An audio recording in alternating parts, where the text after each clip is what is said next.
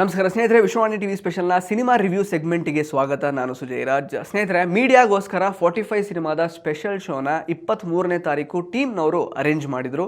ಹಾಗಾಗಿ ರಿಲೀಸ್ಗಿಂತ 2 ದಿನ ಮೊದಲೇ ಈ ಒಂದು ಸಿನಿಮಾನ ನೋಡುವಂತಹ ಅವಕಾಶ ನಮಗೆ ಸಿಕ್ಕಿತ್ತು. ಸಾಕಷ್ಟು ಎಕ್ಸ್ಪೆಕ್ಟೇಷನ್ ಇದ್ದಂತಹ ಸಿನಿಮಾ ಇದು. ಅರ್ಜುನ್ ಜನ್ಯ ಅವರ ಮೊದಲ ನಿರ್ದೇಶನದ ಮೇಲೆ ಸಾಕಷ್ಟು ಕುತೂಹಲ ಇತ್ತು. ರಾಜ್ ಬಿ ಶೆಟ್ಟಿ, ಶಿವಣ್ಣ ಮತ್ತು ಉಪೇಂದ್ರ ಅವರ ಕಾಂಬಿನೇಷನ್ ಹೇಗೆ ವರ್ಕ್ ಆಗಿದೆ ಅನ್ನುವಂತಹ ಹಪಹಪಿ ಇತ್ತು. ಸಿನಿಮಾ ನೋಡಿದ ಮೇಲೆ ಹೇಗೆ ಅನ್ನಿಸ್ತು, ಎಕ್ಸ್ಪೆಕ್ಟೇಷನ್ ರೀಚ್ ಆಯಿತಾ ಅಥವಾ ಇಲ್ವಾ, ಏನೇನು ವರ್ಕ್ ಆಯಿತು, ಏನೇನು ವರ್ಕ್ ಆಗಿಲ್ಲ, ಇದೆಲ್ಲವನ್ನು ಈ ವಿಡಿಯೋದಲ್ಲಿ ಹೇಳ್ತಾ ಹೋಗ್ತೀನಿ. ಹಾಗಾಗಿ ಈ ವಿಡಿಯೋನ ಕಡೆ ತನಕ ನೋಡಿ. Firstly, frankly speaking, music director ಆಗಿ ಇಷ್ಟು ವರ್ಷ ನಮ್ಮನ್ನೆಲ್ಲ ರಂಜಿಸಿರುವಂತಹ ಅರ್ಜುನ್ ಜನ್ಯ ಅವರ ಕನ್ವಿಕ್ಷನ್ ಮತ್ತು ಹೋಮ್ ವರ್ಕಿಗೆ ನಿಜವಾಗ್ಲೂ ಒಂದು ಹ್ಯಾಟ್ಸ್ ಆಫ್ ಹೇಳಲೇಬೇಕು. ಮೊದಲನೇ ಅಟೆಂಪ್ಟಲ್ಲೇ ಮಲ್ಟಿ ಸ್ಟಾರರ್ ಸಿನಿಮಾ ಮಾಡೋದು, ಅದರಲ್ಲೂ ಈ ರೀತಿ ಹೊಸ ಕಾನ್ಸೆಪ್ಟ್ ಇಟ್ಕೊಂಡು ಹೈ ಎಂಡ್ VFX ಅನ್ನು ನರೇಟಿವಲ್ಲಿ ಬ್ಲೆಂಡ್ ಮಾಡಿಕೊಂಡು ಎಕ್ಸಿಕ್ಯೂಟ್ ಮಾಡೋದು ತಮಾಷೆ ಮಾತು ಅಲ್ಲವೇ ಅಲ್ಲ. In that way Arjun Janya ಅವ್ರದ್ದು ಕ್ವೈಟ್ ಆನ್ ಇಂಪ್ರೆಸಿವ್ ಡೆಬ್ಯೂ ಅಂತ ನಾನು ಹೇಳ್ತೀನಿ. ಆ್ಯಂಡ್ ಸಿನಿಮಾ ವಿಷಯಕ್ಕೆ ಬರೋದಾದರೆ, this is on ambitious project. 3 ಜನ ಸ್ಟಾರ್ ನಟರುಗಳನ್ನು ಹಾಕ್ಕೊಂಡು ಏನೋ ಒಂದು ರೀಲ್ ಸುತ್ತಿ ಬಿಸಾಕೋಣ ಅನ್ನುವಂತಹ ಇಂಟೆನ್ಷನ್ನಲ್ಲಿ ಮಾಡಿರುವಂತಹ ಸಿನಿಮಾ ಅಂತೂ ಇದು ಅಲ್ಲವೇ ಅಲ್ಲ.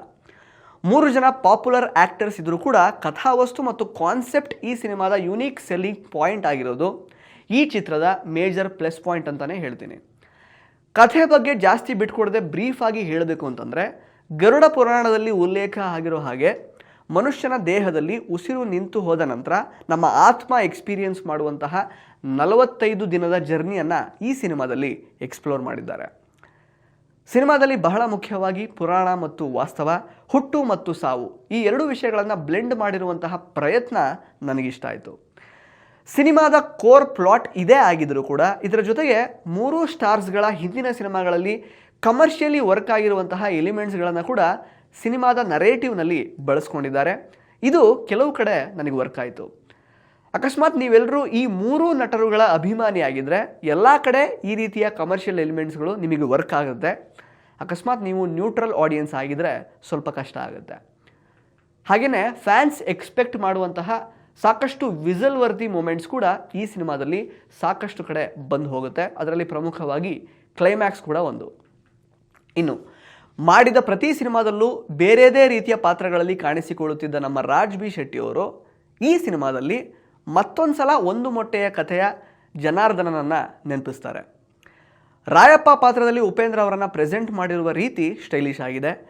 ಎಕ್ಸೆಂಟ್ರಿಕ್ ಪಾತ್ರ ಪೋಷಣೆ ಉಪೇಂದ್ರ ಅವರಿಗೆ ಸೂಟ್ ಆಗುತ್ತೆ ಅಂತ ಅರ್ಜುನ್ ಜನ್ಯ ಅವರು ಭಾವಿಸಿರೋದು ಬಹಳ ಎವಿಡೆಂಟ್ ಆಗಿ ಈ ಸಿನಿಮಾದಲ್ಲಿ ಉಪೇಂದ್ರ ಅವರ ಪಾತ್ರ ಪೋಷಣೆ ನೋಡಿದ ಮೇಲೆ ಗೊತ್ತಾಗುತ್ತೆ. ಉಪೇಂದ್ರ ಅವರು ಉಪೇಂದ್ರ ಸಿನಿಮಾದ ಉಪೇಂದ್ರ, ಹಾಗೆಯೇ UI ಸಿನಿಮಾದ ಉಪೇಂದ್ರ ಅವರನ್ನು ಜ್ಞಾಪಿಸ್ತಾರೆ. ನೆಕ್ಸ್ಟ್, ಇಂಟರ್ವಲ್ ಬ್ಲಾಕಲ್ಲಿ ಎಂಟ್ರಿ ಕೊಟ್ಟರು ಕೂಡ ಶಿವಪ್ಪನಾಗಿ ಶಿವಣ್ಣ ಅವರು ಎಫರ್ಟ್ಲೆಸ್ ಆಗಿ ಇಡೀ ಸಿನಿಮಾ ಆವರಿಸ್ಕೊಳ್ತಾರೆ. ಅವರ ಎಕ್ಸ್ಪೀರಿಯನ್ಸ್ ಪ್ಲಸ್ ಪರ್ಫಾರ್ಮೆನ್ಸ್ ಈ ಸಿನಿಮಾದ ಮೇಜರ್ ಪ್ಲಸ್.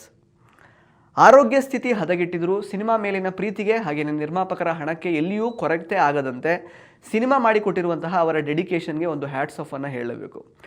ಎಸ್ಪೆಷಲಿ ಕ್ಲೈಮ್ಯಾಕ್ಸಲ್ಲಿ ಹೈ ಆನ್ ಆ್ಯಕ್ಷನ್ ಸೀಕ್ವೆನ್ಸಸ್ ಬರುತ್ತೆ. ಫಿಸಿಕಲಿ ಮತ್ತು ಮೆಂಟಲಿ ತುಂಬಾ ಡ್ರೈನಿಂಗ್ ಆಗಿರುವಂತಹ ಸೀಕ್ವೆನ್ಸಸ್ ಅವು. ಅನಾರೋಗ್ಯ ಇದ್ದರೂ ಕೂಡ ನಿರ್ದೇಶಕರ ಕನ್ವಿಕ್ಷನ್ಗೆ ಎಲ್ಲೂ ಕಾಂಪ್ರಮೈಸ್ ಆಗದ ಹಾಗೆ ಶಿವಣ್ಣ ಅವರು ಸಿನಿಮಾ ಮಾಡಿಕೊಟ್ಟಿದ್ದಾರೆ. ಶಿವಣ್ಣ ಅವರ ಕಮಿಟ್ಮೆಂಟ್ಗೆ ಈ ಸಿನಿಮಾನೇ ಒಂದು ಟೆಸ್ಟಿಮೋನಿ ಅಂತ ನಾನು ಹೇಳ್ತೀನಿ. ಇನ್ಫ್ಯಾಕ್ಟ್ ಶಿವಣ್ಣ ಅವರು ಎಲ್ಲೆಲ್ಲೆಲ್ಲ ಕಾಣಿಸ್ಕೊಳ್ತಾರೆ ಈ ಸಿನಿಮಾದಲ್ಲಿ, ಅವರ ಸ್ಕ್ರೀನ್ ಪ್ರೆಸೆನ್ಸ್ಗೆ ನಿಜವಾಗ್ಲೂ ಫುಲ್ ಮಾರ್ಕ್ಸ್ ಕೊಡ್ಬೋದು. ಆಮೇಲೆ ಶಿವಣ್ಣ, ಉಪೇಂದ್ರ ಮತ್ತು ರಾಜ್ ಅವರನ್ನು ಬಿಟ್ಟರೆ ಸಿನಿಮಾದಲ್ಲಿ ಕೆಲವು ಪಾತ್ರಗಳಿವೆ. ತಾಯಿಯ ಪಾತ್ರದಲ್ಲಿ ಮಾನ್ಸಿ ಸುಧೀರ್ ಅವರು ಮನೋಜ್ಞವಾಗಿ ಅಭಿನಯಿಸಿದ್ದಾರೆ. ಸಿನಿಮಾ ಮುಗಿದ ಮೇಲೂ ಕೂಡ ಆ ಪಾತ್ರ ನೆನಪಲ್ಲಿ ಉಳ್ಕೊಳ್ಳುತ್ತೆ. ಮಾನ್ಸಿ ಸುಧೀರ್ ಮತ್ತು ರಾಜ್ ಬಿ ಶೆಟ್ಟಿ ಅವರ ಕೆಮಿಸ್ಟ್ರಿ ಬಹಳ ನ್ಯಾಚುರಲ್ ಆಗಿತ್ತು, ಇಂಪ್ಯಾಕ್ಟ್ಫುಲ್ ಆಗಿತ್ತು ಅಂತ ನಾನು ಹೇಳ್ತೀನಿ. ಇನ್ನು ಕೌಸ್ತುಭ ಮಣಿ ಮತ್ತು ಪ್ರಮೋದ್ ಶೆಟ್ಟಿ ಅವರಿಗೆ ಕೊಟ್ಟಂತಹ ಪಾತ್ರದಲ್ಲಿ ಮತ್ತು ಆ ಪಾತ್ರಗಳಿಗೆ ಇದ್ದಂತಹ ಲಿಮಿಟೇಷನಲ್ಲಿ ಅಚ್ಚುಕಟ್ಟಾಗಿ ಅಭಿನಯಿಸಿದ್ದಾರೆ. ತಮಿಳಿನ ಮೊಟ್ಟೆ ರಾಜೇಂದ್ರನ್ ಮತ್ತು ಜಾಫರ್ ಪಾತ್ರಗಳಿಗೆ ಅಷ್ಟೇನು ಸ್ಕೋಪ್ ಇಲ್ಲದೇ ಇದ್ದರೂ ಕೂಡ ಅಲ್ಲಲ್ಲಿ ಗಮನ ಸೆಳೀತಾರೆ. ನಮ್ಮ ಅರ್ಜುನ್ ಜನ್ಯ ಅವರ ನಿಜವಾದ ಸ್ಟ್ರೆಂತ್ ಅಂದರೆ ಸಂಗೀತ. ಸೊ ಬ್ಯಾಕ್ಗ್ರೌಂಡ್ ಮ್ಯೂಸಿಕ್ ಅದ್ಭುತವಾಗಿ ಮಾಡಿದ್ದಾರೆ.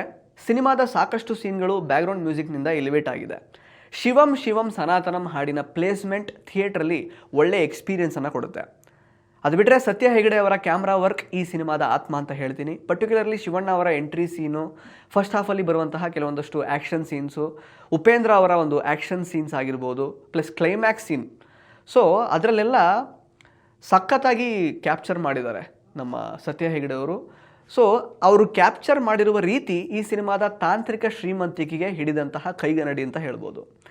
ಇನ್ನು ಈ ಸಿನಿಮಾದ ಮೇಕಿಂಗ್ ಮತ್ತು ಪ್ರೊಡಕ್ಷನ್ ವ್ಯಾಲ್ಯೂಸ್ ಟಾಪ್ ನಾಚ್ ಇದೆ.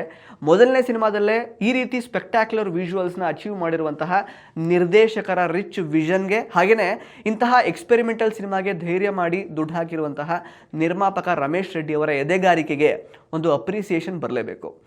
ಇಂತಹ ನಿರ್ಮಾಪಕರನ್ನು ಉಳಿಸಿಕೊಳ್ಳುವ ಜವಾಬ್ದಾರಿ ನಿರ್ದೇಶಕರುಗಳ ಕೈಯಲ್ಲಿತ್ತು. ಈಗ ಸದ್ಯಕ್ಕೆ ಸಿನಿಮಾ ರಿಲೀಸ್ ಆದಮೇಲೆ ಪ್ರೇಕ್ಷಕರ ಕೈಯಲ್ಲಿದೆ. ಸೊ ಇದಿಷ್ಟು ನನಗೆ ವರ್ಕ್ ಆದಂತಹ ವಿಷಯಗಳು. ಇದನ್ನು ಬಿಟ್ಟು ನನಗೆ ಸಿನಿಮಾದಲ್ಲಿ ವರ್ಕ್ ಆಗದೇ ಇರುವಂತಹ ವಿಷಯಗಳ ಬಗ್ಗೆ ಹೇಳೋದಾದರೆ, ಈ ಸಿನಿಮಾದಲ್ಲಿ ಸುಮಾರು 30-35% VFX ಇದೆ. ನೀವು ಟ್ರೈಲರಲ್ಲೂ ಕೂಡ ನೋಡಿರ್ತೀರ. ಬಹಳಷ್ಟು ಕಡೆ ಅದೆಲ್ಲ ವರ್ಕ್ ಆಯಿತು, ಕೆಲವು ಕಡೆ ಇನ್ನೂ ಬೆಟರ್ ಆಗಬೇಕಿತ್ತು ಅಂತ ನನಗನ್ನಿಸ್ತು. ಎಸ್ಪೆಷಲಿ ಕ್ಲೈಮ್ಯಾಕ್ಸ್ನಲ್ಲಿ ಲೂಸ್ ಎಂಡ್ಸ್ ಇದ್ದಿದ್ದು ಎವಿಡೆಂಟ್ ಆಗಿ ಕಾಣಿಸ್ತಾ ಇತ್ತು. ಇನ್ನು ಸುಧಾರಾಣಿ ಅವರ ಕ್ಯಾಮಿಯೋ ಈ ಸಿನಿಮಾದ ಕಥಾವಸ್ತುವಿಗೆ ಯಾವುದೇ ರೀತಿ ಕನೆಕ್ಷನನ್ನು ಕೊಡಲಿಲ್ಲ. ಉಪೇಂದ್ರ ಮತ್ತು ಶಿವಣ್ಣ ಅವರ ಓಂ ಸಿನಿಮಾನ ನೆನಪಿಸುವಂತಹ ಸೀನ್ ಬರುತ್ತೆ. ರಾಜ್ ಬಿ ಶೆಟ್ಟಿ ಅವರ ಗರುಡ ಗಮನ ನೆನಪಿಸುವಂತಹ ಸೀನ್ ಬರುತ್ತೆ. ಇದು ಯಾವುದೂ ಕೂಡ ಕಥೆಯ ಆಶಯಕ್ಕೆ ಯಾವುದೇ ರೀತಿ ಸಹಾಯ ಮಾಡಲಿಲ್ಲ ಅಂತ ನಾನು ಹೇಳ್ತೀನಿ. ಇವೆಲ್ಲ ಕೇವಲ ಫ್ಯಾನ್ಸ್ಗಳಿಗಷ್ಟೇ ಮಾಡಿದ ಹಾಗಿತ್ತು, ಇದು ಬೇಡವಾಗಿತ್ತು. ಆಲ್ರೆಡಿ ಸಿನಿಮಾದ ಕಥಾವಸ್ತುವಿನಲ್ಲೇ ಸಾಕಷ್ಟು ಪೊಟೆನ್ಷಿಯಲ್ ಇದ್ದಿದ್ದರಿಂದ ಈ ಎಲಿಮೆಂಟ್ಸ್ಗಳನ್ನೆಲ್ಲ ಇನ್ಕ್ಲೂಡ್ ಮಾಡುವಂತಹ ಅವಶ್ಯಕತೆಯೇ ಇರಲಿಲ್ಲ. ಇವೆಲ್ಲ ಸಿನಿಮಾದ ಓವರಾಲ್ ಇಂಪ್ಯಾಕ್ಟನ್ನು ಕಡಿಮೆ ಮಾಡಿದ್ವು ಅಂತ ನಾನು ಹೇಳ್ತೀನಿ. ಇನ್ನು ರಾಜ್ ಬಿ ಶೆಟ್ಟಿ ಮತ್ತು ಹೀರೋಯಿನ್ ಕೌಸ್ತುಭ ಅವರ ಲವ್ ಸ್ಟೋರಿಗೆ ಸರಿಯಾದ ಒಂದು ಕನ್ವಿನ್ಸಿಂಗ್ ಕ್ಲೋಜರ್ ಇರಬೇಕಾಗಿತ್ತು. ಅದು ಬಿಟ್ಟರೆ ಸಿನಿಮಾದ ಶುರುವಿನಲ್ಲೇ ಕೆಲವೊಂದಷ್ಟು ವಿಷಯಗಳು ರಿವೀಲ್ ಆಗಿದ್ದರಿಂದ ಕ್ಲೈಮ್ಯಾಕ್ಸ್ ಟ್ವಿಸ್ಟ್ ಅಷ್ಟೇನು ಸರ್ಪ್ರೈಸಿಂಗ್ ಅಂತ ಅನಿಸಿಲ್ಲ. ಉಪೇಂದ್ರ ಅವರ ಕ್ಯಾರೆಕ್ಟರೈಸೇಷನ್ ಇನ್ನಷ್ಟು ಬೆಟರ್ ಆಗ್ಬೋದಿತ್ತು ಅಂತ ಅನ್ನಿಸ್ತು.